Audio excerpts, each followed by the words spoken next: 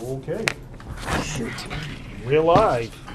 Good evening. Welcome to July 13th, 2021 regular Selectmen's meeting. All of the Selectmen are present. Noah is here with via Zoom. We have the town manager, town clerk, and Christy Rabaskus is sitting in the wings waiting for her turn to come. Please stand with me and salute the flag. Pledge allegiance to the flag of the United States of America and to the republic for which it stands, one nation, under God, indivisible, with liberty and justice for all.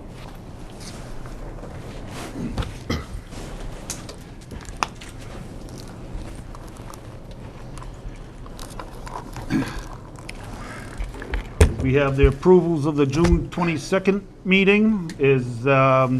Is Mark and I were not here, so I'll make a motion to approve. I second the motion. we have a motion and a second. Any discussion? If not, all those in favor? Yeah. Noah? Thank you, Noah. We won't forget you even though you're not here. 3-0, 2 abstained. Public comment. We have nothing on our agenda for public comment. We have no public hearing tonight. We are having a report from BCTV committee.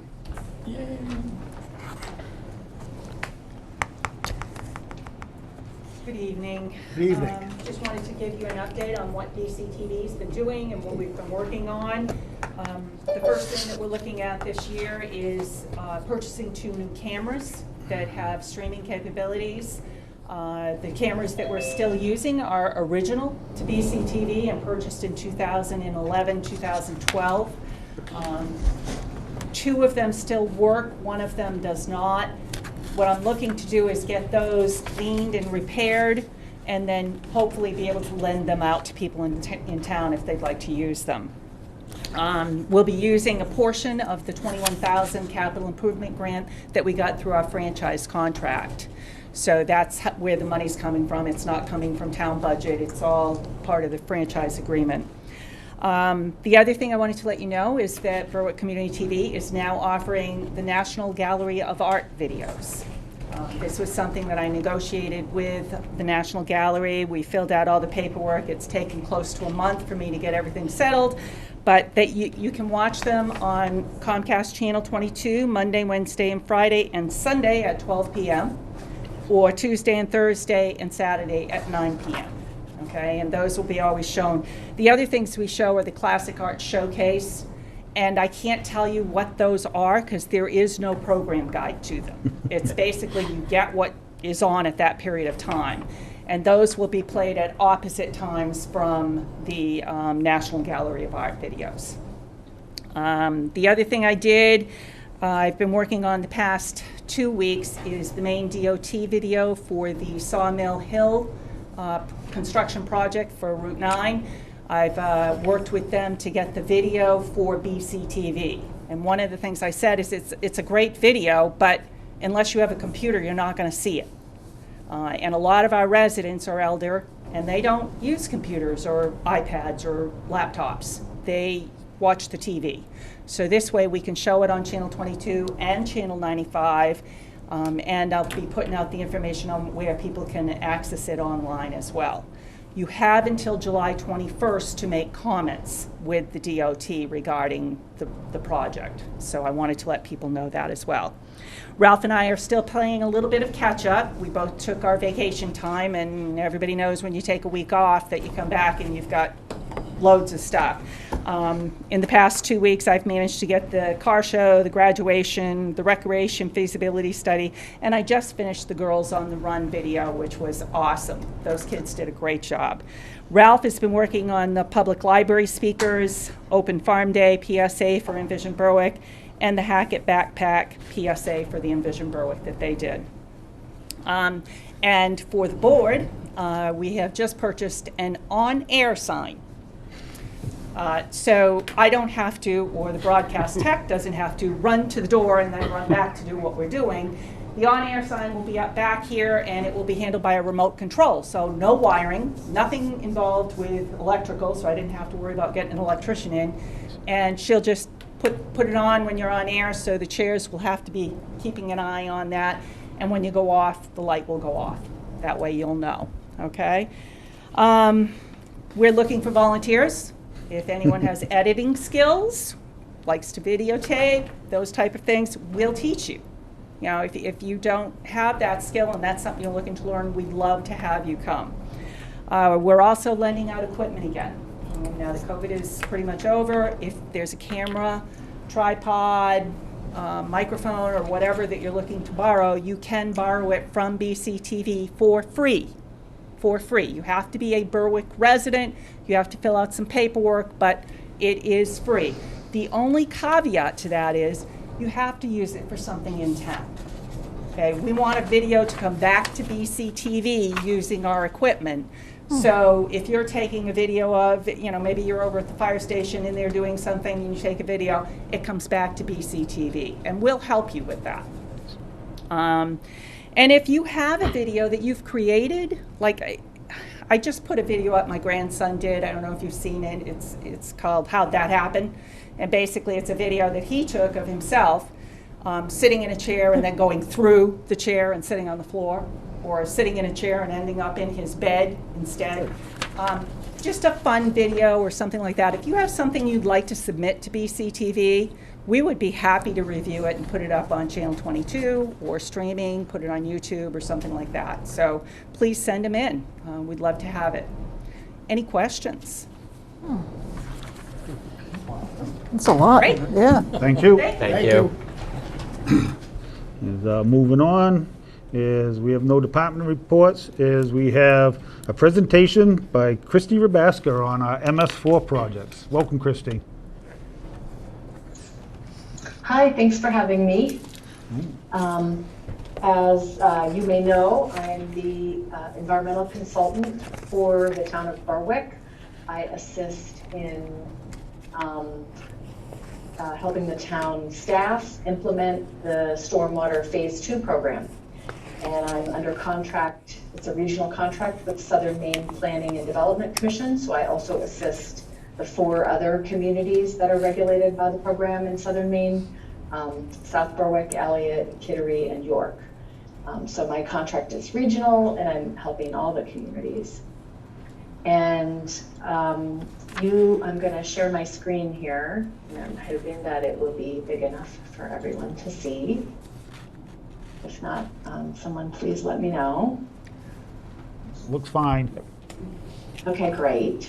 So just today I sent over this fact sheet, and I'm hoping you all got a copy of it, but if not, you will as part of the meeting minutes, and I encourage you to take a look at it. It's a fact sheet that we keep updated for the stormwater program. There's a nice clip here of the stormwater infrastructure right around Town Hall. The Public Works Department does a great job at inspecting all the infrastructure as part of the MS4 program, getting the catch basins clean, doing street sweeping. And then the fact sheet goes on to talk a little bit about the general permit for the stormwater discharges for MS4s. And it talks about all the different ways that the permit affects the municipal operations. So it affects planning, public works, code, and even the select board.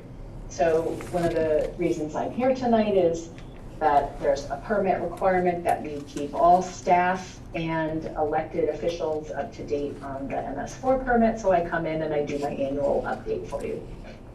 And whenever there's new staff, I also do training and updates on the staff to make sure that they understand which elements of their position are affected by the permit.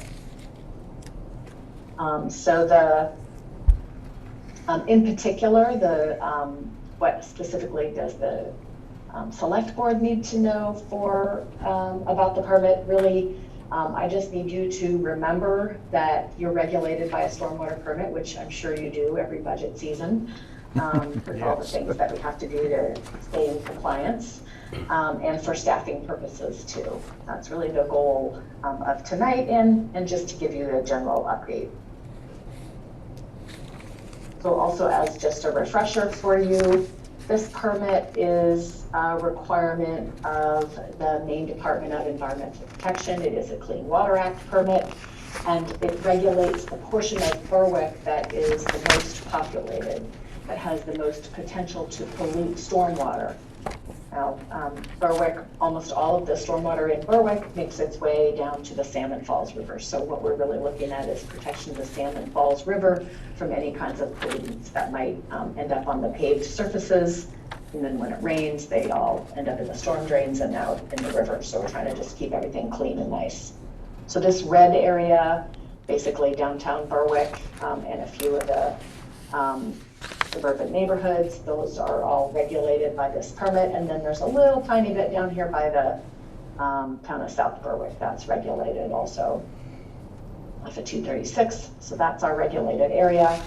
And then there's just a nice poster that talks about, you know, how anything you do on your property is going to end up in a water body. So we all need to be extra cautious. That's the fact sheet that I wanted to share with you tonight. And then on at your June 22nd meeting, you should have received a letter from me or a memo from me to you all on the update of the MS4 general permit. Did you all get a copy of that? Yeah. Yes. Okay, great. And did anybody have any specific questions on that or the fact sheet that I just walked through quickly? Any questions for Christie yet? No. Not yet. Okay, good, that's fine. So I won't run through all of the June 9th memo, but I will just let you know that we are currently working in permit year 9 of our permit. And the Maine Department of Environmental Protection, this letter from June 9th did say that the Maine Department of Environmental Protection did issue a new permit last October. I worked with staff and the other communities. We developed a stormwater management plan that got submitted to the Maine Department of Environmental Protection in March, the end of March, to show how we're going to comply with new permit requirements. And then this memo just outlined a couple of the key changes that were associated with the new permit. One of which is that the new permit is going to begin next July 1st. And the community will have some sampling and analysis to do on any outfalls that are flowing during dry weather. So I'll be working with James Bellissimo and the Public Works Department on that. And that's one of the big issues there. The other piece of that June letter that I had given you guys was to also notify that even though the department was able to issue a new stormwater permit, Friends of Casco Bay appealed the permit. Right. They took the appeal to the Board of Environmental Protection. And they filed that appeal in November of 2020, and the board was not able to hear that until June 17th. So just before your June 22nd meeting. And I sat in on the hearing, as did Brian Rayback. The Portland area communities and the Southern Maine area communities, we cooperated to make sure that both Brian Rayback, who's a lawyer at Pierce Atwood, he was representing the Portland area communities, and then I was kind of his technical liaison, and my fees were covered by Southern Maine. So we have this joint collaboration to try to, help respond to that appeal and talk during the board hearing about the appeal. So the Friends of Casco Bay appealed 3 elements. Two were fairly not terribly substantive. One was that Friends of Casco Bay wanted, this was last November that they filed this appeal, they wanted the permit to become effective sooner than July 1 of 2022, and they actually did not, they were not successful, and they withdrew that request because they realized that there was too much work for the DEP to do in order to get the permit done quicker. All 30 regulated communities in the state had to prepare these 5-year plans, and the department has been reviewing them and giving us comments, and it was just a lot of work. So they said that was fine. They were fine with the effective date being next July 1, 2022. Christie. Yes. So the Friends of the Casco Bay, they objected to our particular stormwater thing, or was it just all of them in general? It was all of them in general. It was so the way this permit works is the DEP issues a general permit for all 30 communities, and they say y'all have to do all kinds of stuff. And then we read that. That's what they issued last October. We read that and we said, well, here's how the town of Berwick is going to address all of those permit requirements. That's what we submitted in March. So Friends of Casco Bay objected to what the DEP put out last October, not to just the Berwick plan. Okay. I was just wondering how we were affecting Casco Bay, that's all. Yeah, exactly. So there are 14 communities in Portland that Right. affect Casco Bay. They all have discharges to Casco Bay that are regulated by this permit. So that's why Friends of Casco Bay appealed it.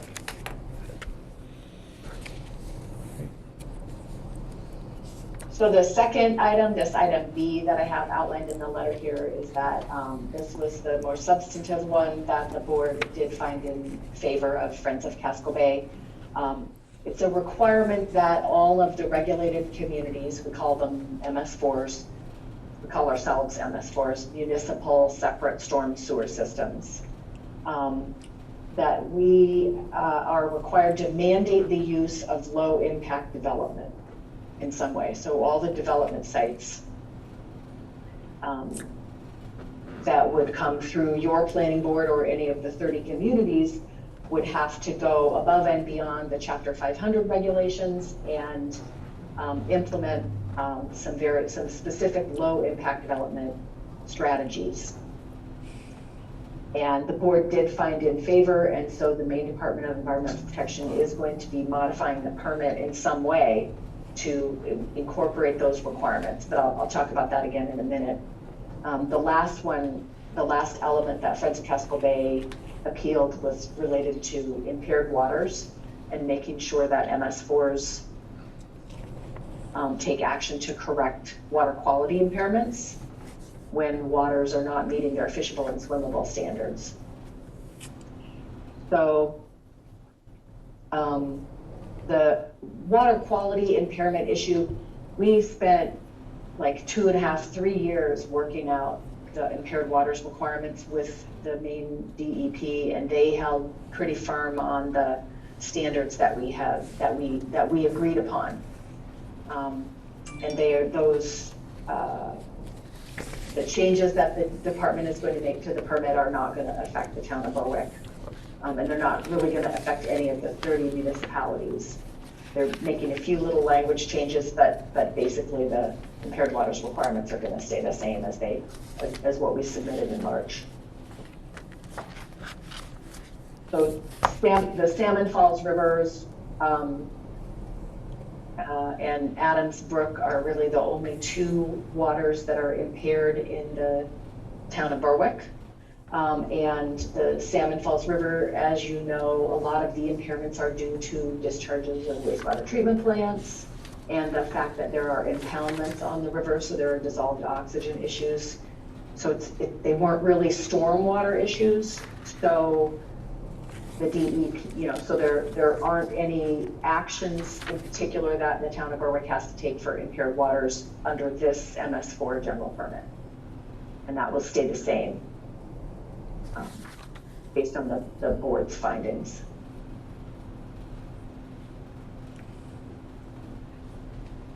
So the low impact development changes, so when, you know, the document that the board put out, you know, talking about how do MS4s, how is the department going to adjust the permit, is really not specific. The board basically threw it back into the main DEP's hands and said, well, you're going to have to figure something out and make these MS4s do something with low impact development. So I've reached out to Greg Wood, who's the permit writer, and said, well, what are we going to do? We've only worked on this permit for 4 years, you know, and talked about this. How are we going to, you know, resolve this now? And Greg had said that what he really wants to do is allow the MS4s 2 to 3 years to either develop a model ordinance for low impact development. So all of the 30 communities would try to work together.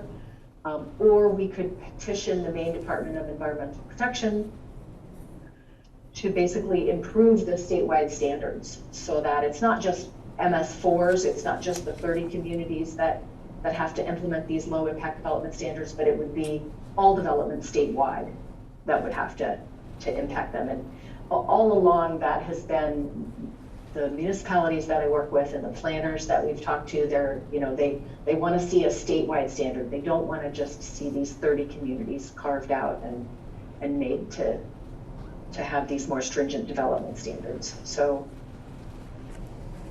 it's our hope that the Maine DEP does step up and modify Chapter 500 for LID. But I'm a little concerned that we would have to, we may be coming back to the select board in the future. We may need to file some kind of a petition in order to force their hand at doing that, because as you know, everyone is extremely busy. Maine DEP has been short-staffed, and they have been reluctant. We've been asking them for a couple of years now to update Chapter 500, and we're just not sure exactly. But we all have our thinking caps on to try to figure out how to best get them to do this. It was our hope that the Board of Environmental Protection would have made them do it as part of their findings, but they decided not to do that. Christie. Yes. Talk about low impact development. You talk about the Chapter 500. Does that all already have low impact development in that Chapter 500, or is this something on top of that? Chapter 500 is kind of a funny animal. If you look at our statewide standards in Maine compared to what people are required to do in Massachusetts or New Hampshire, the answer is yes. We have low impact development already built into Chapter 500. People have to treat stormwater for water quality once they get over a certain threshold according to the statewide standards, and that and they have to use green infrastructure, and they have to use green infrastructure that's like pre-approved by the Maine DEP, which is effectively LID strategies. So if you look at my background here, I actually was given this by a development in Kittery. It's a subdivision. This is the backyard.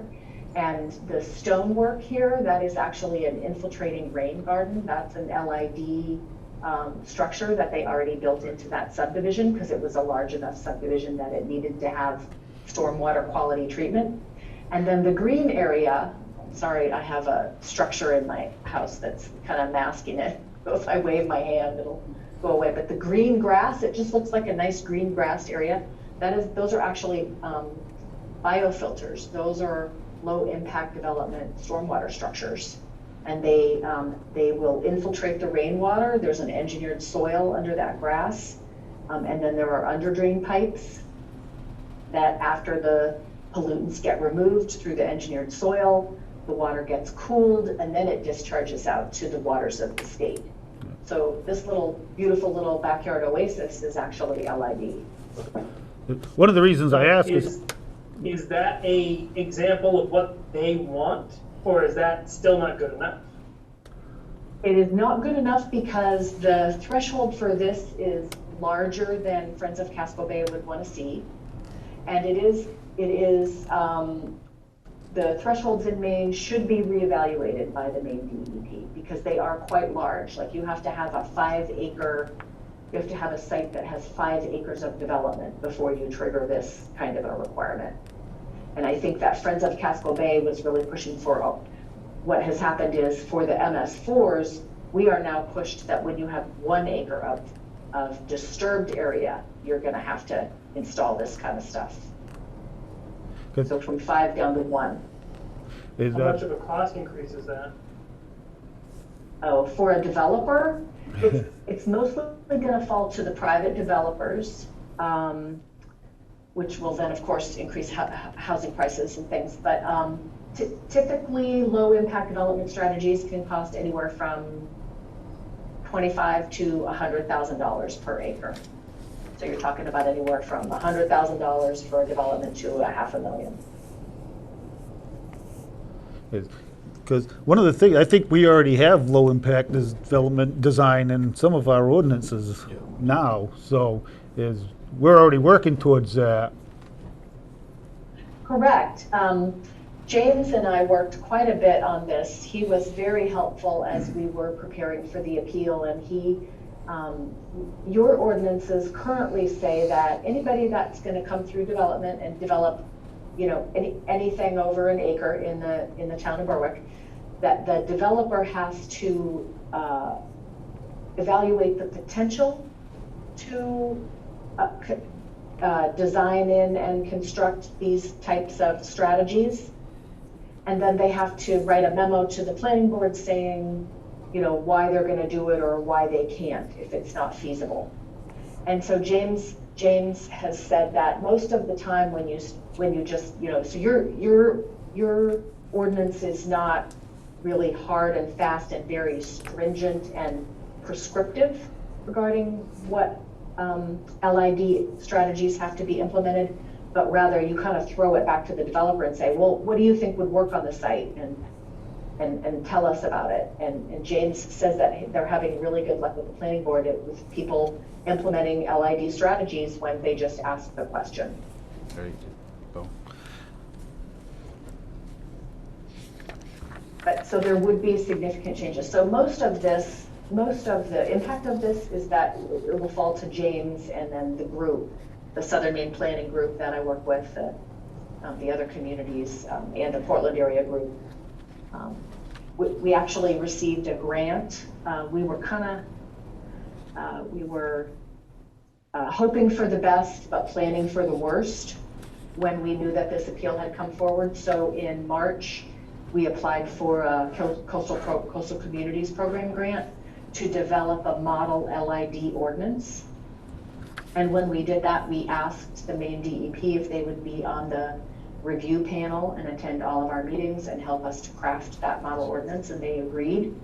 So we do have grant work to help mitigate the cost impact of this to the MS4s. It'll be a statewide ordinance that we're going to be developing, and we will have Maine Municipal Association review that.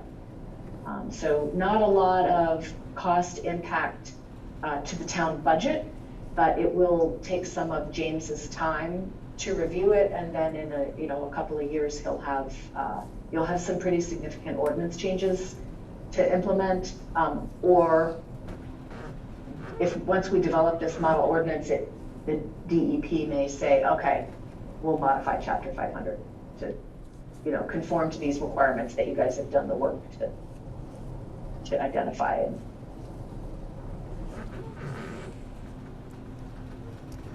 So lots going on behind the scenes with the staff and the MS4 program.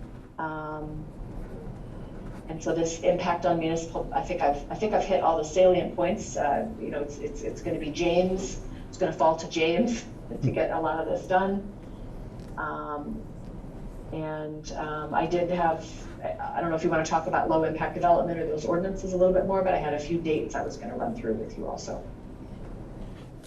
Go ahead and run through the dates with us, why don't you? Okay, great. So just the next upcoming dates are that we have the annual stormwater report is due to the Maine DEP on September 15th of this year.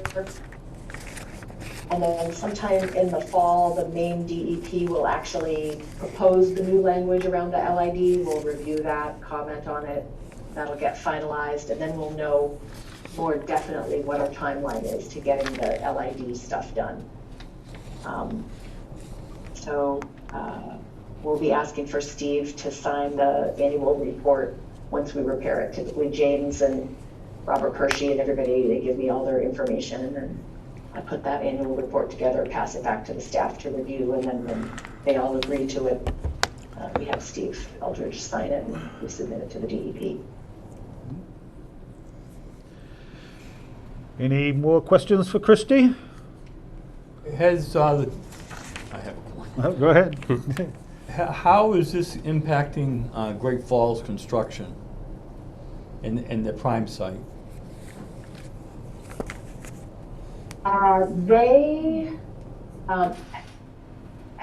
they go through, as things get developed, as they go through planning board, as they go through any state permitting requirements, until the LID requirements become fixed, either in the municipal ordinances or in the state Chapter 500 standards, it should not affect them. All right, good. Thank you. Any other questions? Any more information for us, Christie? No. If not, No, I'm good. no. Thank you very much. There's a lot of information for us to go through. Where does that brook that Thank you. runs through Prime Canning, the one that runs underground there? Yeah. Is that just runs right into the river? Yep. So there's nothing impounding it to be treated or anything, right? Just coming, where's it come from? Behind the fire station up and through there? Yeah, that's the drainage coming down past the fire station and crosses Wilson Yeah, Street. Yep. You know, is I was recently asked if there's a name for that, and I don't believe it's a named brook. It's a unnamed waterway. You know, the DEP and the Army Corps of Engineers still has control over it because it dumps into the river, I guess. But I'm surprised they don't make them do anything over at the Prime site to slow that down and impound it. yeah, You know what I mean? To Right. slow it down, Yeah. clean it up before it gets into the river there. so, but. All right, thank you, Christie. Thank you. I'm Moving gonna on. sign off. All right, thank Thank you. you. Thank you, have a great day. Moving on, we have unfinished business. Nothing really there. Is town manager's report. Wright Pierce and the has been in Berwick last week, and this week they are continuing to do drilling and taking water samples and checking volumes. We haven't had any reports, and we won't until they're all done, which should be by the end of this week, and then something by next week. The fire department, Dennis notified me today that they're looking at an open house on October 9th. It will be both police and fire open house, and it will be from 9 to 2 o'clock in the afternoon. So if anybody wants to go visit and see both buildings, it's a good opportunity to see your tax dollars at work. I also have been contacted by several local residents asking about the swap shop, when we're going to open it. I knew that was coming. Yep. And I told them one of the reasons we closed it was the pandemic, and the other reason is that people were just dumping off stuff that they didn't want to pay for to be disposed, and we don't have the personnel to keep in track of that. So one person said, well, there used to be quite a few volunteers who did that. So I said, if I can get volunteers, it'll help us reconsider opening it up. But right now, on the weekends especially, it's very, very busy up there, and having cars stop and try to unload stuff and then pick through the swap shop causes a real cluster. So, but we'll evaluate it. If anybody's interested in volunteering, please let me know. We'll talk to Jody Egon, the Public Works Director. He'll take your names and phone numbers, and we'll see what we can create. But in the meantime, it's still going to stay closed. That's all I have for now. Everything is pushed back to the end of the month, especially since the downpour we had this weekend. There's a lot of washouts. Public Works came in on Friday afterwards and tried to clean up as much as they could, which they did a good job as usual. So we are still on for the end of July. Yeah, I knew the swap shop was going to be coming up before long. I've had other people talk to me about it, and talking to Hokey and the guys down there, and I've seen people do it. They pull around, they find out how much it costs to throw a chair or something out. They go around, empty their garbage, and then they came around and dropped it in front of the swap shop. Yeah. So there is a problem. Hokey said they'd go through there every few weeks and empty it out because stuff stays in there for weeks and weeks at a time. So. And we have an opening if anybody's interested. We had a newer employee resign, so we have an opening at the transfer station for somebody part-time. So anybody's interested. So that's all I have. Any other questions for the town manager? Nope. Moving on, Selectmen's communications. I don't really, it's not like I received the letter, but I've been being asked about the roads. And there's some confusion about the roads and how they've been paid for. The specific question is we voted for money last year to pave Long Swamp Road. It didn't get paved. We're talking again about paving Long Swamp Road. How come we're paying twice to pave Long Swamp Road if we didn't pave it? And I just want to explain to people that we appropriate the money through the town budget, through the town vote, a certain amount of money to use on the roads. And then we decide after that is where that money can best be spent. We had all intention of doing part of Long Swamp last year, but it was determined that Little River Road needed more work than what we had planned on it, so the money was used there. We did not appropriate money for Long Swamp last year and this year. We appropriated money to do road work.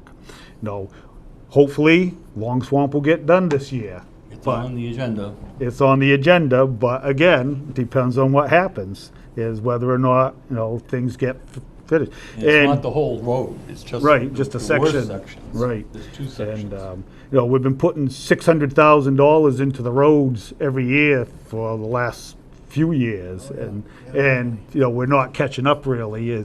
Going to it now.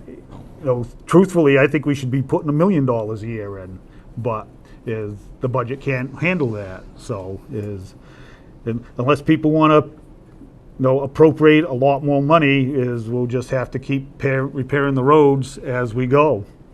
Unfortunately, Just to add to that, we still have 2 bridges that need to be done. Diamond Hill Bridge is my biggest concern because they've dropped the weight restrictions down to 5 tons from 23 tons. Ridland Road Bridge is still 23 tons, but it gets a lot less traffic. In 23 tons is the weight of a plow truck filled with salt, or the weight of a fire engine. So going over the Diamond Hill Bridge is iffy sometimes. And the state, I've been after them since I've been here to try to come up with their 50%, which they would pay to get it, and we would pay the other 50%, but each year the cost of that bridge goes up, that they don't have the funding. And we just heard from Colin's office that we had asked about some of this infrastructure money coming in. Could we direct it at, the priority was the water department project. Second was those 2 bridges, and we got notified that we're not on the worst list at the DEP, so that won't get funded. What about a box culvert instead of a bridge? The engineers feel it needs to be a bridge. I don't know. If we could the do a way box culvert. the way the It's a- water flows through there, I don't know if a box culvert would work. It's a pretty big span, Yeah, and there's a lot of water that comes through that. yeah. I'll talk to the engineers and ask them why we couldn't do that, but it's a lot of money. Yep. Oh, yeah. All right, moving on to accounts payable. We have a payroll warrant number 83 for June 30th, 2021, for the amount of $73,886.42. Account payable warrant number 84 for June 30th, 2021, for the amount of $447,053.55. Account payable warrant number 85 for June 30th, 2021, for the amount of $112,521.15. We started a new payroll year. Payroll warrant number 1 for July 8th, 2021, for the amount of $78,203.58. Payroll warrant number 2 for July 15th, 2021, for the amount of $103,983.91. And account payable warrant number 3 for July 15th, 2021, for the amount of $910,930.09. I'll make a motion that we pay our bills. Second it. We have a motion and a second. No further discussion. I'll put it to a vote. All those in favor? 5-0. Thank you. That brings us to new business, the remote public meeting policy. Let's see, that's number 13. Yeah, this was something that the state put together, the language, and is asking each town to draft their own. It's a- Looks like something COVID accelerated almost in our favor. Yeah. You know what I mean? So is proposed to have a public hearing on it for July 27th. It's pretty straightforward. It, just talks about the different town boards and how they should handle it with remote, if people want to attend it. We'll have that public hearing. We need a motion for a public hearing? No? No, it's already No. set. All right. The notice. All right, so that's the first one. And then the internal control system policy revision. That was just the guidelines for the very back of the policy for procurement. You had voted, probably I think last year, Yeah. to increase that, and we needed to put that in this internal control policy. So we had gone from purchases from 5,000 to under 10,000. So things just keep costing more. Yeah. I do. It just kind of raises the bar a little bit, so. Well, it makes it easier for, the Department. town to, go about his business, Yeah. so. And anything over 10,000, anything over 5,000, I usually. Bring it to us anyways. Yeah, it comes across my desk usually.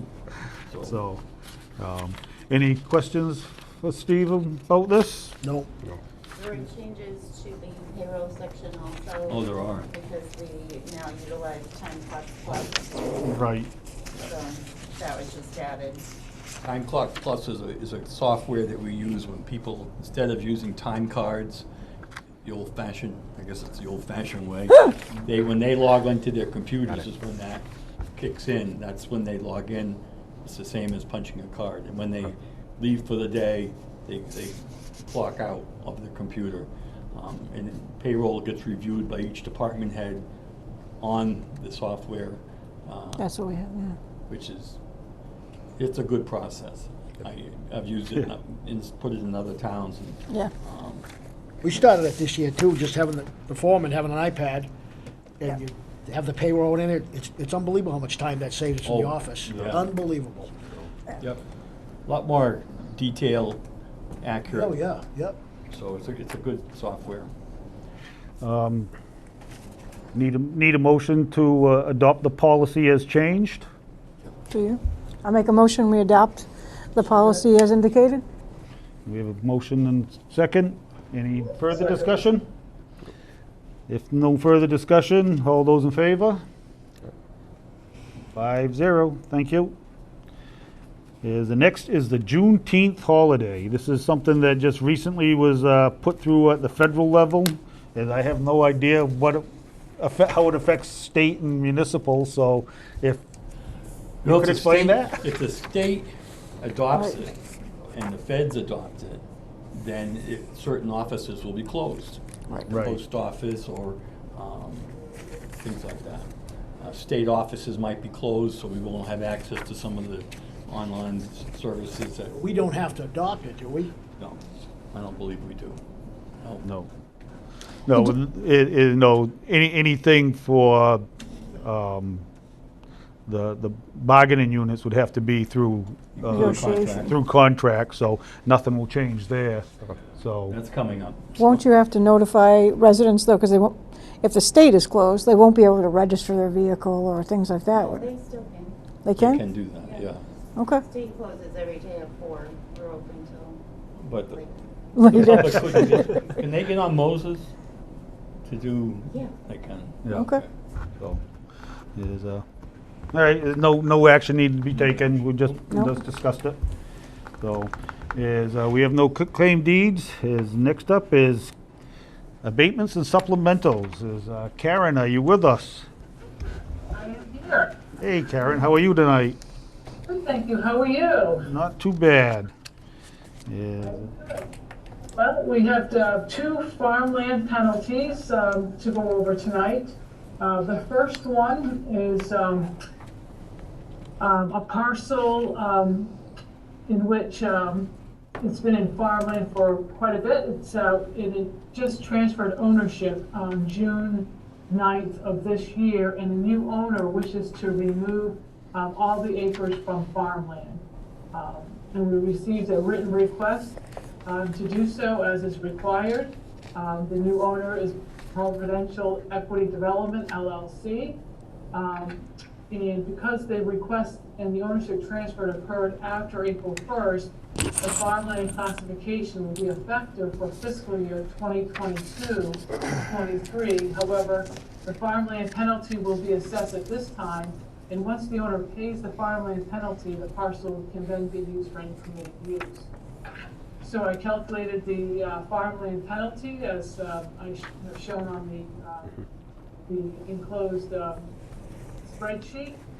The farmland penalty, those who are not familiar with it, is equal to the taxes that would have been paid on the land for the past 5 years if it had not been classified as farmland, less all taxes that were actually paid during those 5 years and interest at the rate set by the town during those 5 years on delinquent taxes. So the total farmland penalty is $31,766.20. Therefore, it's recommended that you approve a supplemental tax bill for this farmland penalty in the amount of $31,766.20 to Providential Equity Development, LLC, for the removal of 89.94 acres from farmland classification. Any questions of Karen? Do we have a motion? Motion to approve? Motion, do we have a motion and a second? Is any other discussion? No. If not, all those in favor? Thank you. Next. Farmland penalty came about as part of a review of all farmland properties. Assessing, we mailed out letters back in April of 2020 to all property owners that have property classified as farmland and requested a filing of a new farmland application, including income verification as is required. And in response to that, the property owner did request additional information for open space, and we sent out a second letter when we did not receive a farmland application. And finally, we sent out a final notice this past May in which, and I've also was in communication with the property owners, and they simply had decided that they no longer wish to have it classified as farmland. They were not in compliance to it. That is what triggered this farmland penalty. So the owner has since declined to move the acres classified as farmland to open space. And I actually sent out the calculation sheet to the property owner, and he has since mailed in the check we received on June 21st. We received a check in the amount of $6,711.40 from the property owner for the farmland penalty. So therefore, it's recommended that you approve a supplemental tax bill for this farmland penalty in the amount of $6,711.40 to the property owners for the removal of 25.50 acres from farmland classification. Any questions? If not, do we have a motion? So moved. Motion, do we have a second? Second. Motion and a second. Any further discussion? All those in favor? 5-0. Thank you, Karen. I just want to add one other point. Assessing did complete a complete review of all farmland parcels for compliance, and I'm happy to say that all of the owners that have property classified as farmland are in compliance. Shoot. All right. Thank you very much. Thanks, Karen. She was great with me to fill out that paperwork again. Oh, yeah, me too. It's a nightmare. Yeah. Sat Through down that with paperwork, me it's and, like, correct? She walked me right through it, pretty much did it all. yep, Just a good lady.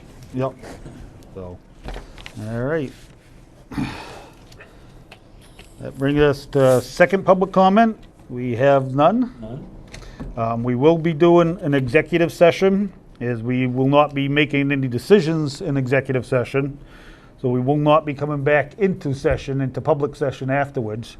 Is there any other public business that anybody would wish to discuss? If not, I will make a motion that we go into executive session under Title I, subsection 4056C for the acquisition of real estate property, and Title I, subsection 4056A for the discussion of personnel. Do I have a second? Second. All those in favor? Thank you.